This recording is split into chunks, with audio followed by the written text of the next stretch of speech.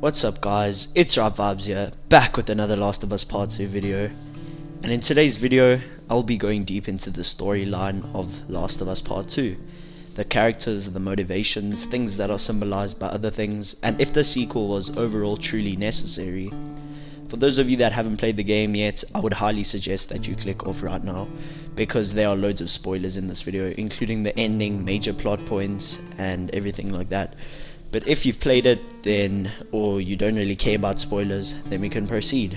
So grab your popcorn and drinks, because this is gonna be a long one. And I recently made a review, but it came out to be like 1 hour long, so I redid it in this video.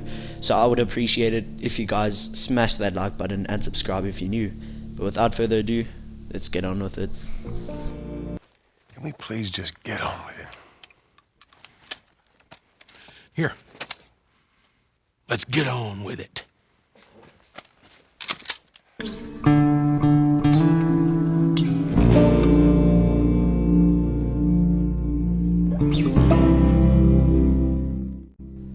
The story of The Last of Us Part 2 kicks off just like you would expect it to.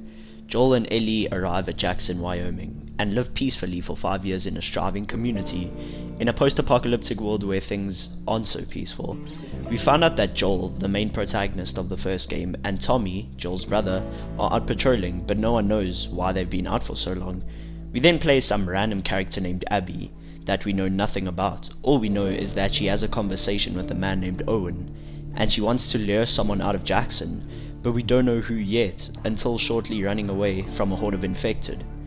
Joel and Tommy save Abby from this horde, and then shortly after, we see our main protagonist from the first game, Joel, getting killed in the most disrespectful way I've ever seen in a game.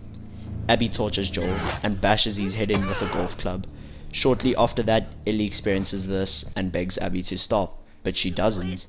And when Joel dies, another random one of Abby's friends spits on his corpse, and they leave.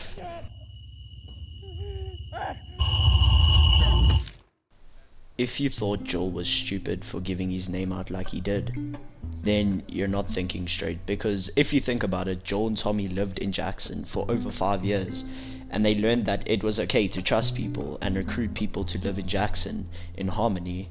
It was just a little unfortunate that he ran into the wrong people and that his past like caught up to him.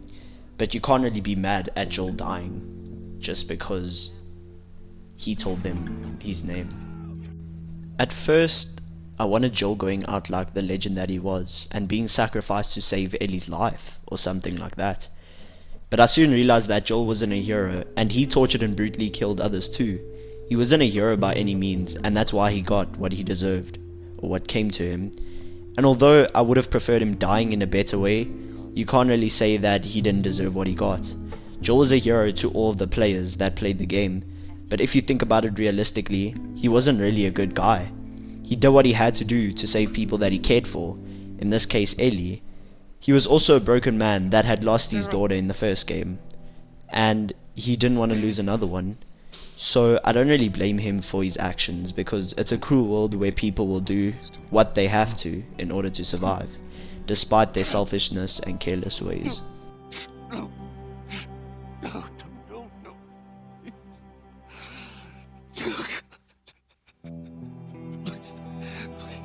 Please don't.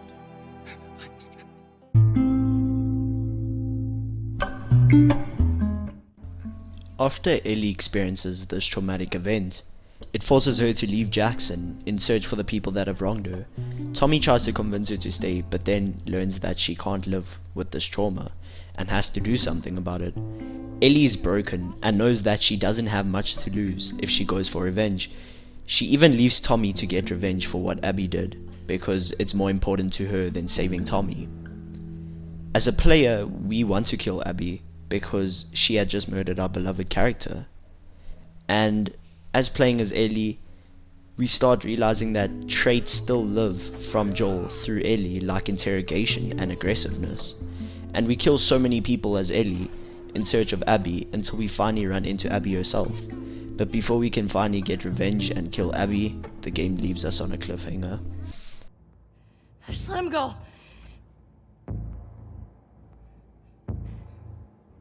You killed my friends. We let you both live. And you wasted it.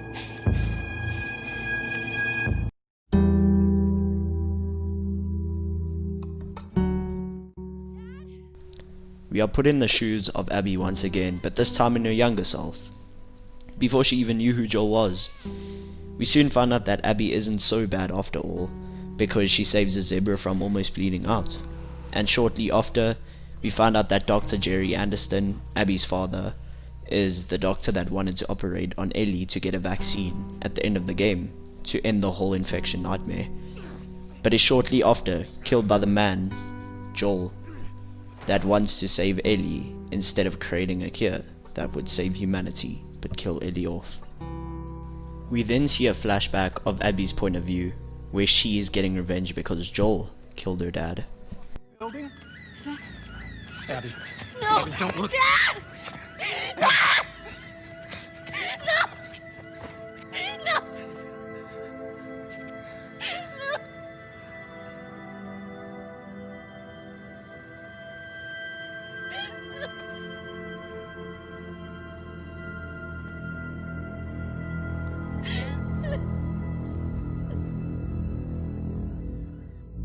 Joel, get up. Joel, fucking get up. Please stop. Please don't shoot. Joel, please get up. No! No! No! So now it all makes sense. And when we are introduced to Abby, it looks like she's waking up from a nightmare that we don't really think much of, but is actually her reliving the experience she had with her dad dying. After the death of Joel, we play as his killer for 10 hours or so, and as we play as her, we slowly realize that even after killing Joel, she is still getting these nightmares of her dad dying over and over again. She revisits the St. Mary's Hospital 3 times in her dreams, first time being the actual event, second seeing the kids that she met getting killed, and lastly, after saving the kids, she has a dream of her dad being healthy and alive instead of lying on the floor with a pool of blood, and then realizing that it wasn't Joel that had to die for her to get closure, but it was rather to save 2 kids' lives to get the closure that she needed for her dad's death.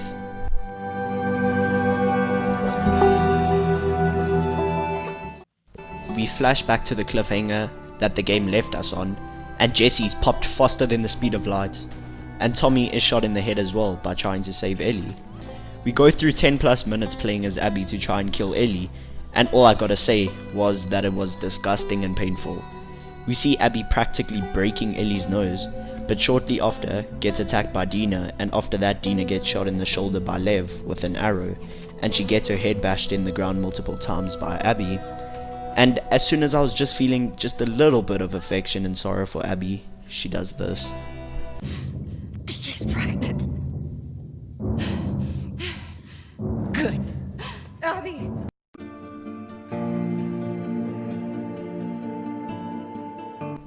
This story is not a simple revenge story. It is a revenge cycle, and it has been seen in many other books, movies, games, but in this game they explore a cycle so far to the point where you aren't on anyone's side. You feel bad for both and you don't want to harm each other. So Abby makes the mature decision to end and break the cycle. She knows that if she had to kill Dina and Ellie, the cycle would just repeat itself and never end.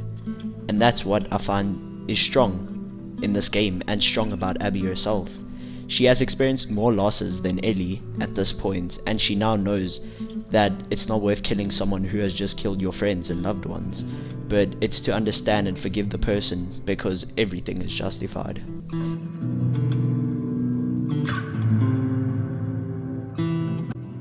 The game compares Ellie and Abby so much to the point where you think it's the same character.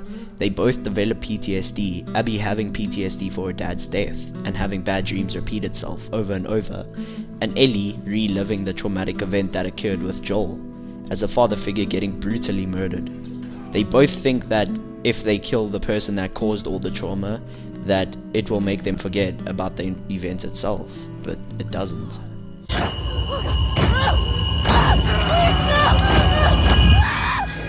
Ellie?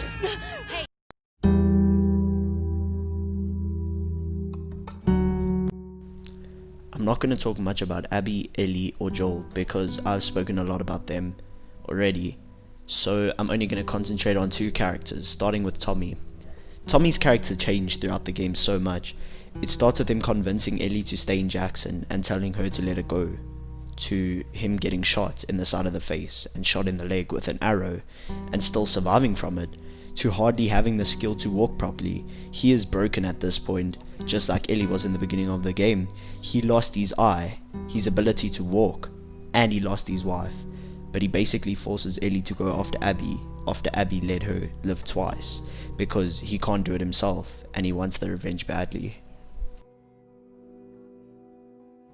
Moving on to Owen. Owen was literally the only character I cared for on Abby's side, besides Abby of course. He is the reason Tommy and Ellie were still alive, because he told his friends that if they kill them, they know better than Joel was. What are you doing? Manny. Cleaning up. No. We're here for him. That's it. It's too risky to leave them alive. Too fucking bad. He's right. We can't have loose ends. We killed them. We're no better than he was. They didn't do anything wrong. Yeah, look at my face. Fuck your face. You should have been guarding the upstairs like I told you to. Move! Back up. Calm down. Or what? Back the fuck up! Calm down! Garden! You gonna shoot me? Stop! We're done. Owen basically stood up for Ellie and Tommy because they did nothing wrong, and he was literally telling Jordan to shoot him because he's not moving, and that's what I like about Owen. But we also had tons of flashbacks of Abby and Owen's love triangle, and how Owen made Mel pregnant but truly wanted to be with Abby. He even said that Abby and himself are allowed to be happy, and they can choose to be happy, and this relates to Ellie's side of the story as well, because she always has these negative thoughts, but she can choose to be happy and let everything go.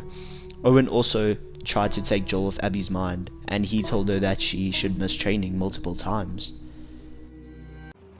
We're allowed to be happy. I know all the leads have dried up, but Joel's still out there, you know? We can't miss training. Really? Not even just for one night. No. You should blow off training tonight. Abby, when the moon comes I out. found Joel's brother. He's at a settlement out in Wyoming. Abby doesn't give up. She wanted the revenge so bad, and it got her nowhere. It wasn't the closure that she needed. As I said previously, what also made Owen a strong character was that he stood up for a Seraphite that was an old man, and he saved the man by killing his own to protect someone from a group he was against. Because the person was very old and did nothing wrong. You want to tell me what happened?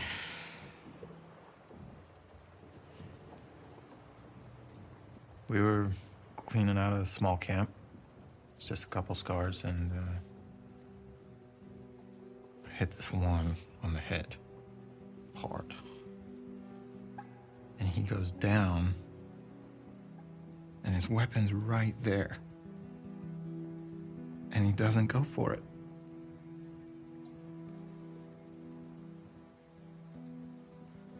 Instead, he turns to me. And he's old and tired. He was just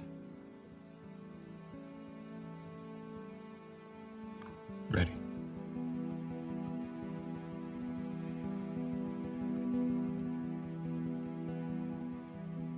I've killed a lot of scars. And, this fucking guy.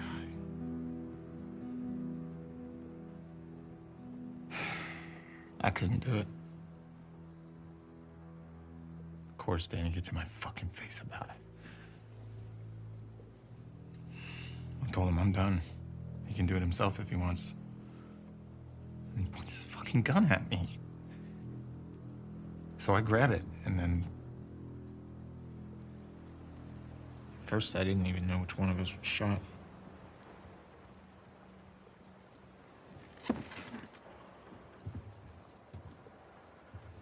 You defended yourself.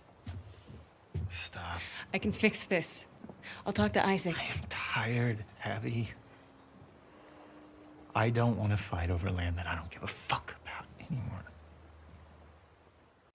And this moment made me realize how strong of a character Owen was. Because, like I said, he killed his own to protect an old man. And that just shows me that he has heart. But one thing that showed me that Abby had heart was that she also stood up for two ex-Seraphites. Instead of letting her WLF acquaintances kill them, she stood up for them. Move. God damn it, he's just a kid! You have 3 seconds to get away from that scar. 1, You really gonna shoot me? 2. I'm not fucking moving.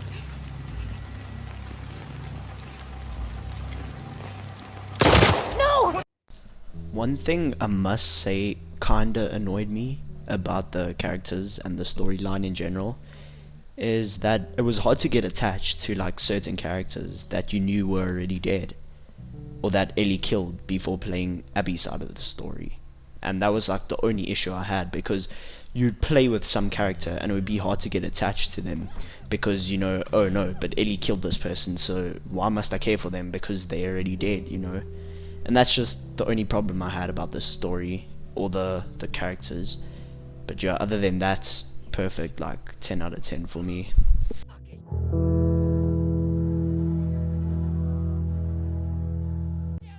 The game ends with the player playing as Ellie to go get that sweet revenge one more time, because Tommy got into Ellie's head. When Ellie finds Abby, Abby is captured and tied to a wooden pole. She's left there and all her muscles are gone. She's skinny and sunburned, and she has been tortured by a group calling themselves the Rattlers. At this point in the game, even if you hated Abby, this part made you feel some type of sorrow for her.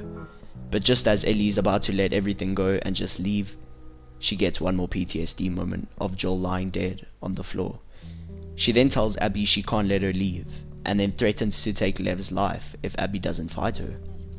Abby accepts the offer, and then they fight to the death. Ellie has the upper hand this time with more energy, and it's the hardest boss fight I've ever had to play in a game before, because usually I would want to kill the main villain, you know, but this wasn't the case this time. It was two broken women fighting to the death, and no one was in the right or wrong. Like I said before, you don't want anyone to die. You just want them to talk it out, you know, and like just chill and let it go. But Abby bites two of Ellie's fingers off, and then Ellie drowns Abby. And as Ellie is about to kill Abby, she gets one more flashback of Joel, but this time he is not laying on the floor dead, but is rather happy, healthy, and alive, just like Abby's dad was in her dreams. Ellie starts crying and lets go of Abby and tells her to just leave and take Lev.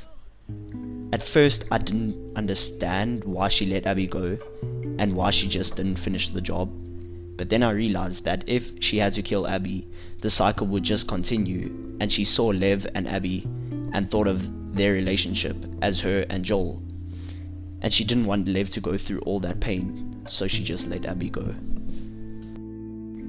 Ellie then arrives back at the farm that her and Dina were staying on and notices that Dina and JJ, Dina's baby, have both left. She then finds that the guitar is still there and picks it up and plays Joel's song one last time, as it reveals to us the final flashback of what she had when she was drowning Abby. But this time it was the full flashback.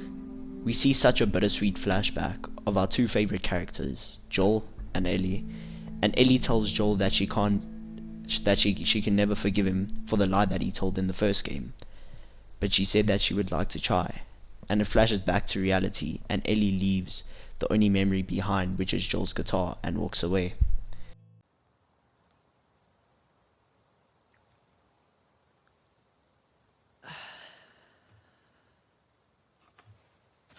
So stupid. I have no idea what that girl's intentions are, but I do know that she would be lucky to have you. I'm not trying to... I was supposed to die in that hospital. My life would have fucking mattered. But you took that from me. If somehow the Lord gave me a second chance at that moment, I would do it all over again.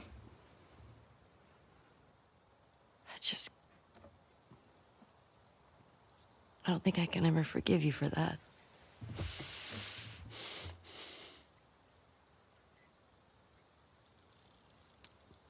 But I would like to try.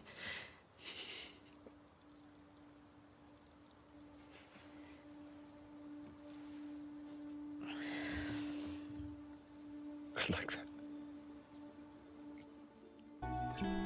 Before that, Ellie's mad at Joel. She was mad at Abby, and she was mad at herself. While she was mad at Abby for torturing Joel physically, she was mad at herself for torturing Joel emotionally, screaming at him, ignoring him, and trying to hurt him the way he hurt her with the lie that he told. She's mad at herself for not forgiving Joel sooner, and sometimes in real life people don't always end on good terms. It's not like the movies where someone can say their last words and it's beautiful. Sometimes people die and you wish you could do things sooner, but you can't. Many people say that this game is about love, hate, and most importantly revenge, and I can agree that it is all of those things, except people are forgetting the main and most important message, which is forgiveness. Ellie forgives Joel for him hurting her, but she learns to move on, and Abby learns to forgive Ellie for killing all her friends, and even though they don't fully forgive each other, they learn to move on and break the cycle of violence and revenge. To me, the ending wasn't as depressing as people make it out to be. Sure, it was depressing, but it ended really hopeful. Ellie puts the guitar down to learn to forgive and forget what Joel has done to her, and she learns that keeping the guitar is only going to remind her of the bad things they went through, and killing Abby wouldn't have solved the closure that Ellie needed. She needed to forgive Joel, and Abby and Lev were on their way to find the Fireflies and regroup, and that's why it is such a hopeful ending. I get that Ellie pretty much lost everything. She lost Jesse, Dina, JJ, Tommy, and Joel, but it just teaches you that revenge is a fool's game, and you shouldn't play it. Ellie ends up alone, and as stated in the previous sequel, it's one of her biggest fears, and although it's depressing, there's still hope for Ellie forgiving Joel. Lastly, I wanted to talk about the representation and what the moth symbolized. It was the most important symbol in the game. It was on Joel's guitar. Ellie had a tattoo with a moth on it, and it was the game's loading screen. It basically symbolized the Firefly motto, which is, when you're lost in the darkness, look for the light. And in the first game, it was about a man that had just lost his daughter, but then finds a little girl named Ellie, and these two bond so well throughout the game that even with the whole infection going around, it still felt very hopeful, which the second game lacks. It lacks a lot of hope and positivity, but at the end of the game, it is still hopeful, and you must look towards the brighter things in life, just like the moth flying towards the light. The game's tragic, but hopeful at the same time. There are sad moments and there are moments that shine, especially the flashbacks. And this game has made me feel things I've never felt for a game before. I literally picked up and started playing a guitar because this game inspired me to do so. But overall, it wasn't really what I expected or what I thought it would be. But nothing's perfect, and it teaches you that it's just life, and sometimes you gotta learn to accept things. And there will be times where you fall on your knees, but you just gotta learn to get back up. And if you don't like the game, then you don't. At the end of the day, the game isn't for everyone, and everyone has their own opinions on what's right and wrong.